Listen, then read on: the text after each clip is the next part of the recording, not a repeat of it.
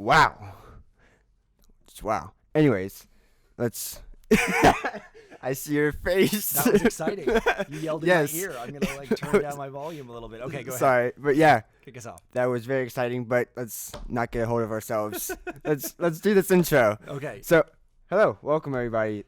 My name is Ronan, And I am Kirk. and this is Reels in the Round on the The Rectangle Tangle. Yeah. Right. So what did we watch this week, and Mr. Ronan? We watched Black Swan. Okay. Did you like it? Yes. Yes, I did. So I've been a Darren Aronofsky fan. There's the reason for the air quotes. For many years. I really appreciate his style.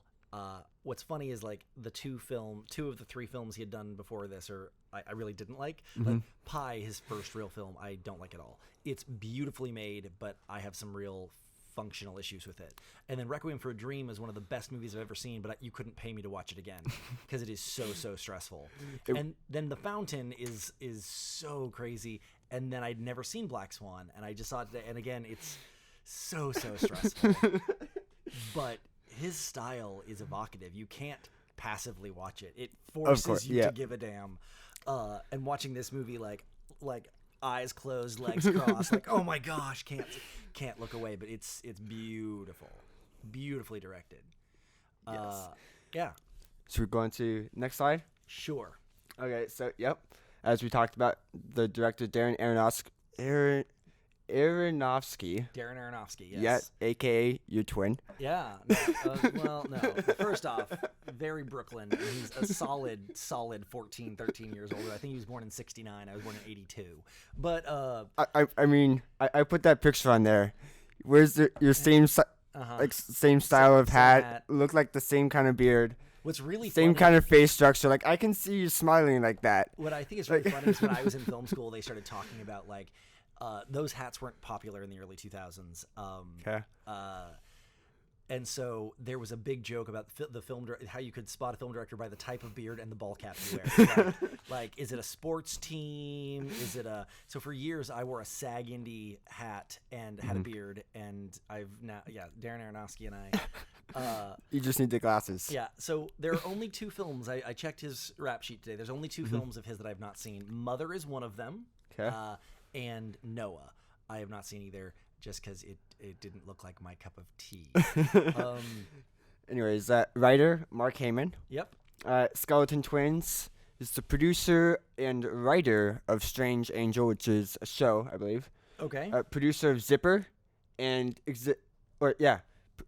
producer of Zipper, with the executive producer of Zipper being Darren Aronofsky. Right, and then so they're a pretty good combo. And then he executive produced Mother. Yep. And he directed Mother. They're just a team. Yep. So you were asking me before the show what we should watch in 2 weeks after spring break, and I think it has to be Mother. Mother? I haven't seen it. You haven't seen it. Nope. These two people, same. Yeah. Not like written and directed it, but produced and directed it. Yeah. So. I think that in 2 weeks we have to watch Mother because, again, it's so interesting. I am not a Darren Aronofsky fan. Mm-hmm.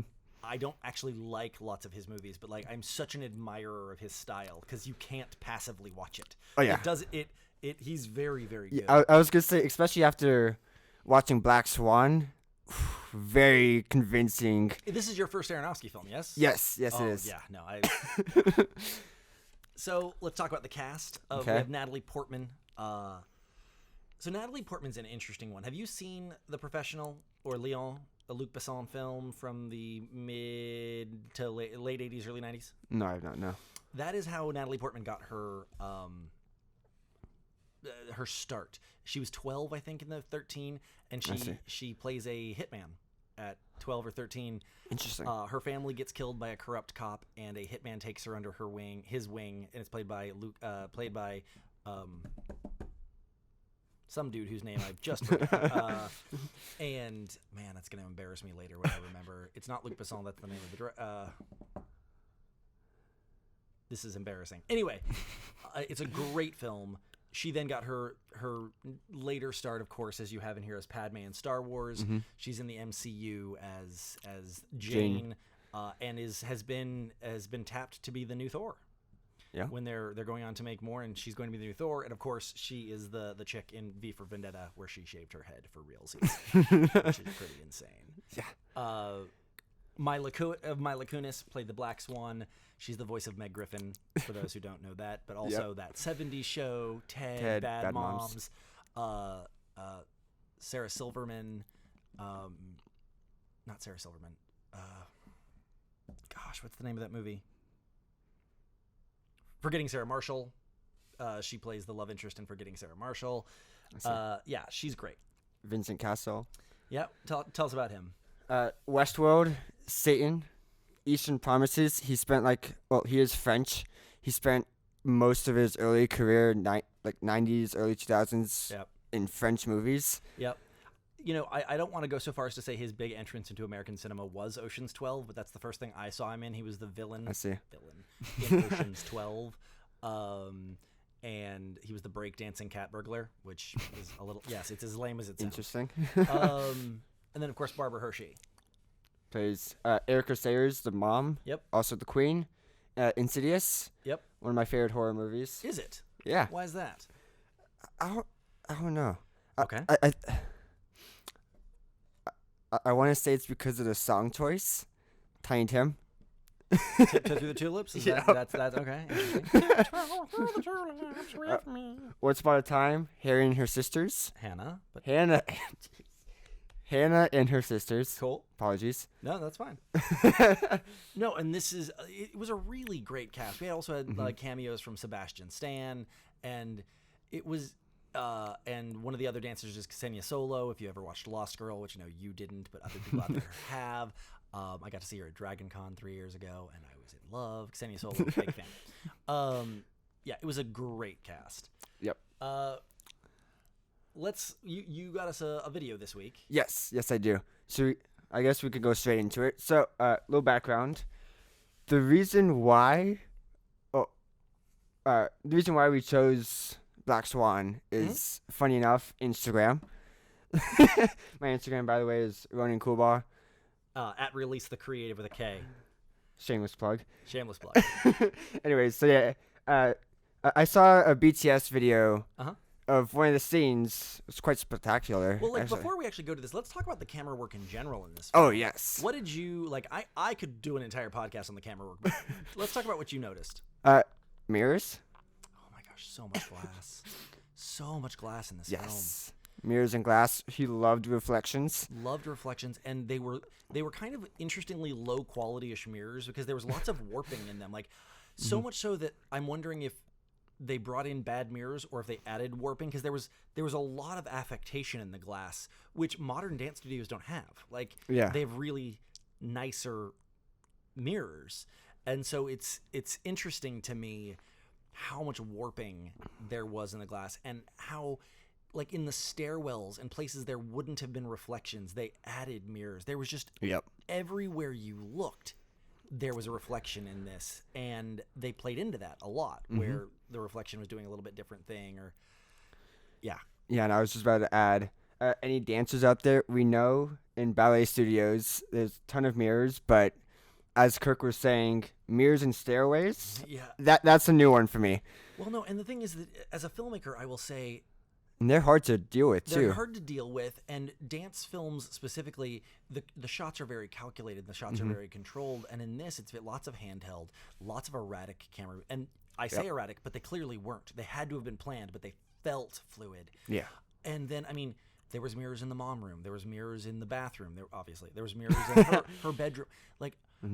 Basically every major room, every major set in this entire movie had a prominent mirror to it. And that, speaking as someone who's worked on lots of film sets, you avoid mirrors like the plague. Mirrors are only in the scene if they need to be.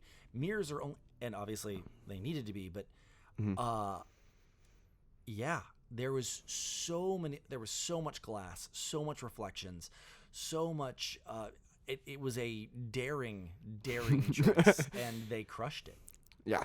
You mentioned handheld. That's another thing I was going to point out, because just like the film we watched last week, Traffic, Yep. This was another one that there's almost none to little tripods used. Right. There was some Steadicam work in this, but not tons. Yeah, you could tell that there were Steadicams, but like even when there's Steadicams, there's still movement. Yeah. Like jittering to the frame. Just a little bit of breathing. Yeah. Let me ask you about that. So we touched Traffic last week. It's a classic film noir. This, or a neo-noir. This was more of a thriller, so to speak. Let's talk about the comparisons. They're also made 10 years apart. Correct. Let's talk about the use of handheld. They're both very handheld movies. Were they the same, though?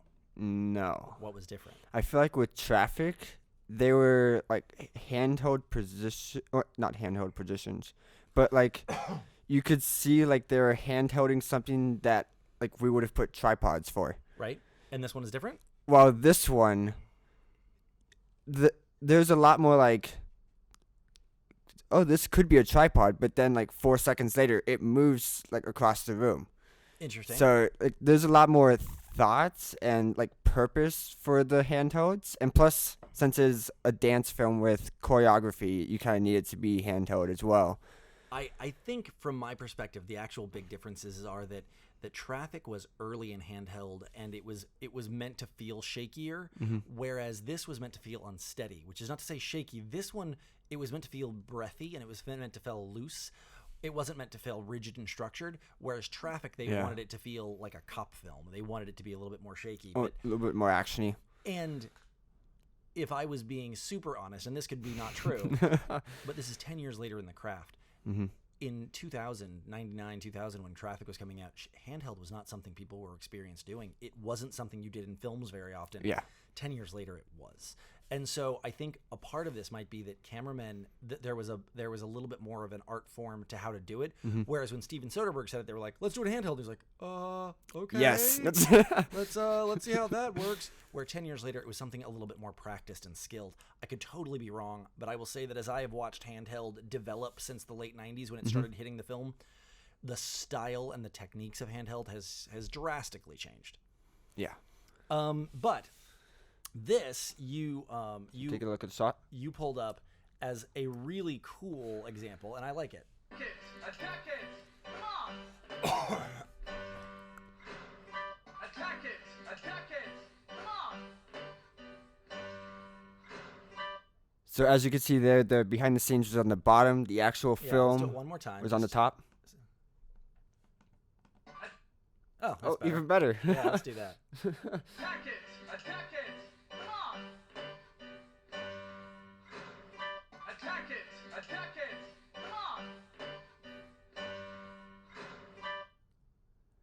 And so it's just one more time because it's so fascinating to watch the way they've done this. Attack it! Attack it! I mean, all they're really doing is they're spinning a camera on a hi-hat. It's nothing impressive. Yeah. But like, Attack it! Attack it's a it! really, really intimate jump into the POV.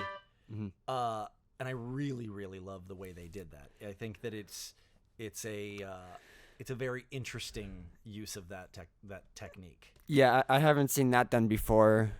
I don't. Have you? I mean, like if you want to get really not like that, I've seen that 70s show does that, where they all sit around and they're all smoking pot and you see it like go around. That's the technique. They're just handing each other the camera around in a circle around them. But a whip pan and around like that, no, I've never seen that technique before. That is pretty impressive, pretty cool. You also got to figure how many times it took him to do that, like to nail when to grab the arm. You know, I bet that wasn't as hard as you think. But I could be wrong. I could be wrong. I mean, the focus point's not going to move because the camera's not going to move left to right. Like, and then as long as you grab we'll see. But I bet that wasn't as hard to do.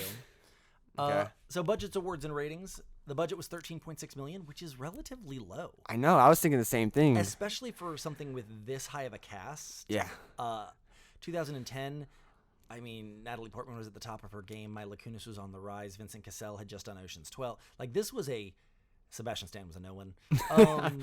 Barbara Hershey had her day, but like, this was a good cast. 13.6 million is low, but it generated I think it's low too.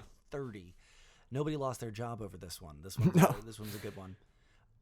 Let's talk about the awards. Okay, so before we talk about the awards, one of the things that I feel like sure.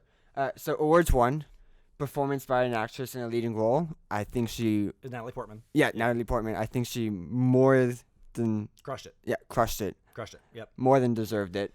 And then nominated for Best Motion Picture, Best Achievement in Directing, Best Achievement in Cinematography, Best Achievement in Film Editing. And where I don't know what won that year, but I think there's some times that I'm not even really in agreement with the nominations. Mm-hmm. There's not a nomination there that I'm like, not, Like, the editing was incredible. Yep. The cinematography, as we already mentioned, was incredible. As we saw with the BTS. Again, with the Best Achievement in Directing, like, Darren Aronofsky, you can't be passive. You can't. No.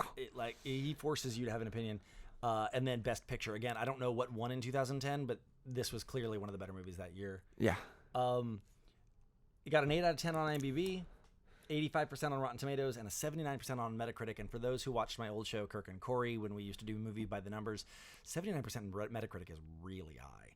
Metacritic is they're bitchy. I mean, a 40% in Metacritic is not uncommon. Like, for a good movie, they are mean. 79% on Metacritic is high. I mean, you think it was well deserved for this? Absolutely. Movie? Yeah. I mean, 8 out of 10, 85%, B+ is what I would give this. I might even go so far as to A-. Like, I'm hard to please, though. Like, I can absolutely point at the things in this movie that I didn't super love, but those are decisions. They weren't mistakes. Yeah. I'd have maybe gone so far as to give this a 9 out of 10 or a 90%, but like, no, that's not far off. And Metacritic, as I said, they're always low. They're jerks. Yeah. I think I would give it probably with you a 9 out of 10. Maybe even so far as a 9.3 out of 10. Okay. Probably because this is my first Darren Aronofsky film. You need to watch Pi. Pi is his student film, his first, not literally, but like it's his first, foray into, and it's good for what it is. I see. I have some issues with it, but whatever. For this being his first film of mine watching, it reminded me a lot of Tim Burton.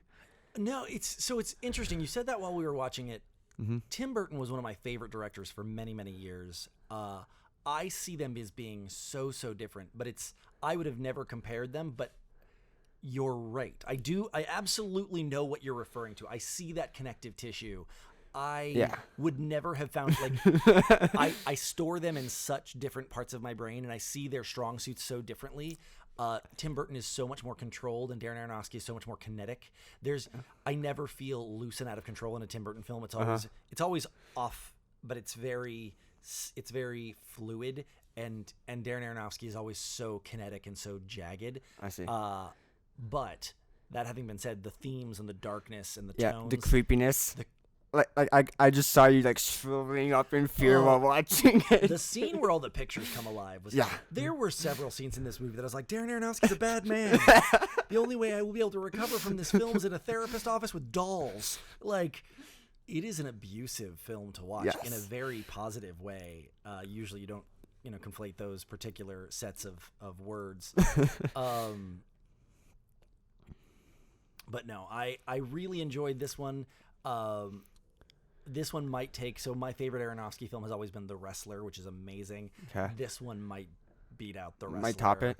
I'll say that I still will enjoy watching The Wrestler more because The Wrestler is not a stressful movie at all. Yeah. The Wrestler is just is stressful in a dramatic sense, but not in a thriller sense.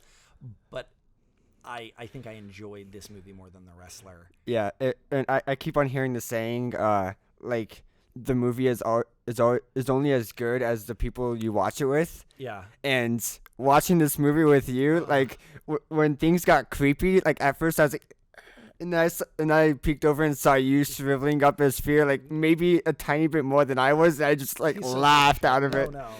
I was fine. Took it like a man, I did. I will say, though, like, you experienced... I don't do this in front of you as often. I counted this movie out. Yeah, you did. You heard me out loud. And what I loved about this is that I did it. Like, it's that as much as it was surprising, as much as it was off, as much as it was thrilling, he still followed the plot. I still counted it out, and my counts were always right. Yep. Like, I was like, and 3, 2, 1, snap, her eyes open. Like, and well, there was one time, and you're like, something's gonna happen, but then like the wrong thing happened, and you're like, to me all the time. No, like, close enough. No, that happens to me all the time. I don't always want to know what's gonna happen, But I several times in this one I was like, and 3, 2, 1, and I thought it was going to be a jump scare, and it was a giggle, and it was like, I was like, okay, my timing was dead on. I was just wrong on the what, The not thing, the when. yeah. I'm fine with my what being wrong. My when being wrong means in my opinion, means you're off. Yeah. You're off pattern. You need to be my when needs to be pretty damn close. And my when was spot on. I counted this film out, and it was perfect.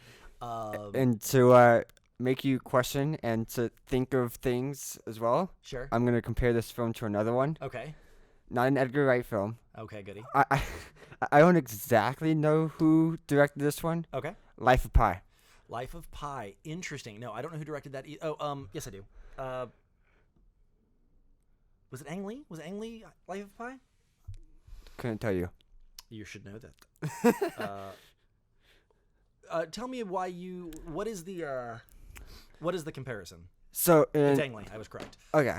Well, in Life of Pi, you follow, basically two different storylines of things, or like people could be animals Fantasy in that and reality. sense, Yep. and you don't know which is who. This movie, when she stabs Mila Kunis, Black Swan. Yep. She didn't actually stab her. She stabbed herself. So We presume. yeah. So like it makes you wonder like what other things could have been fantasy. Right. Mention the mother as being the queen, like Right. basically playing like two different roles. Right. So I will say this. I despise. It was all a dream. trope. yeah. They wake up at the end. The Twin Peaks, Mulholland Drive. It was all a dream. BS. Who shot JR? All of those are references that you didn't get, but other people did. I promise. I hate that trope. It is lazy ass filmmaking, and this film crushed it. Like, I mean, the whole Mila Kunis wasn't dead. The whole like the change of realities, because it never felt like it was all a dream. It always felt like there was always a really tenuous connection to what was real and what wasn't. So as you found out things were real and weren't real, it didn't feel disrespectful. It didn't feel like gotcha to the audience. Yeah. It felt like on theme, and I loved it, which is impressive because I hate that trope. To me, it is such lazy filmmaking. But like even at the very, very end, spoiler alert, I'm not sure she died. You're like, of course she died. Like everyone else responded. Okay, Yeah. but did they? Like, did she really stab herself in the stomach and then dance Swan Lake? Because BS. No, at the very end, how did this movie end? I don't know. Yeah, because there was like almost two different endings. Yes. Where like the first ending, where she goes off stage and then figures out that. Yeah, that was the intermission ending. That was the that close. was intermission. Okay. Right, because that's when she went and she got her bows at intermission, and then she Okay. went off and came back and she did change her thing. That's when she finds out Mila Kunis isn't dead. Yeah. But Okay, I thought that was an ending, and I was. and for the record, yes, it's kind of strange because there were like flowers being thrown, and there's usually not a curtain call at intermission. Yeah. So there was definitely some interesting Choices. that I'm sure if I researched, there's more to the story. Yeah. I've seen very few live ballets, not none, but not many. Yeah. I've never seen Swan Lake live. I haven't either. I've seen the Nutcracker more times. Same. than I care to admit. But I really, how did this movie end? I don't even like. Did she really die at the end? I don't know. Did she kill Barbara Hershey? Not Barbara Hershey. Did she kill the Winona Ryder character? I don't know. And Yeah. I'm fine with questions. I hate with waking up and had she woken up at the end and they're like, places, and we find out the entire movie was a dream, that would have pissed Just me been off. terrible. Yeah. But the fact that at the end of it, we are so unsure of what had been mania and what hadn't been. Did the queen, her mother, did the scene with the doorknob really happen at all? Yeah. I don't know. There's enough reasons to believe it did, and there's enough reasons to believe it didn't. So, I mean, Darren Aronofsky is not a passive director. You can't, I'm a big fan. This was a good movie. I enjoyed it immensely. 2 weeks from now when we watch Mother, I will determine if I like that more than this, but I'd be surprised. I see. The Wrestler's pretty amazing. Yeah, fantastic film. I loved every second of it. Yeah, Like this is good. Like it didn't start off slow, but I mean at the beginning I was just like, oh, this is basically like a vlog, like a ballet vlog. That's Yeah, it starts off very narrative. It sounds very, very chronicling, and it goes off the radar, goes off the rails pretty fast. Yes. Man, this movie. Yeah, it keeps you in the front of your seat. It does. It does. Especially with how creepy it is. So tell us about the hiatus we're taking, Yes. and then and what's happening when we come back. The upgrades. Yep. Upgrades, people. Upgrades. Absolutely. You know that's from? No. Robots. Roblox? Robots. Oh no. I don't know.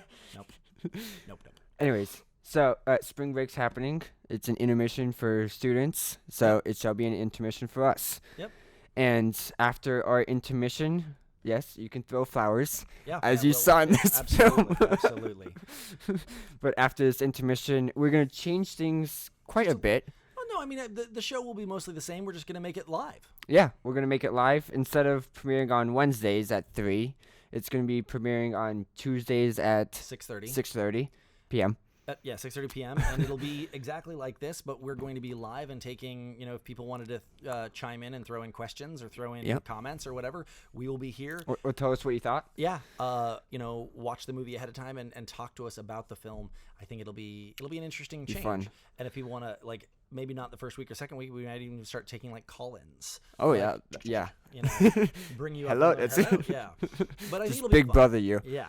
I think it'll be a fun addition to the show. We started this show off when we started in November. We started off doing it live on Twitch. That didn't work for the reasons it didn't work. For Twitch? Twitch was just, I did a show on Twitch for a year and it was wonderful. Every day on Twitch for a year and it was great. But Twitch it's gone downhill.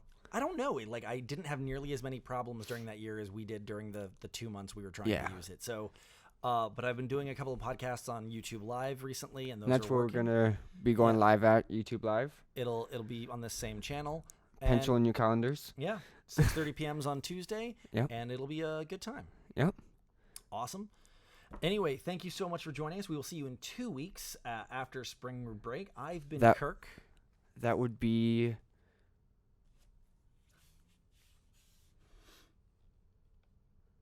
I'm still Kirk. That would be Tuesday, April 6th. Tuesday, April 6th. Yes. And at 6:30 p.m. And we will be watching Mother. Darren Aronofsky. Exclamation point. Yes, absolutely. I've been Mother! Kirk, and that's been Ronan. Of course. And we will see you then. Yep. See you then. Bye.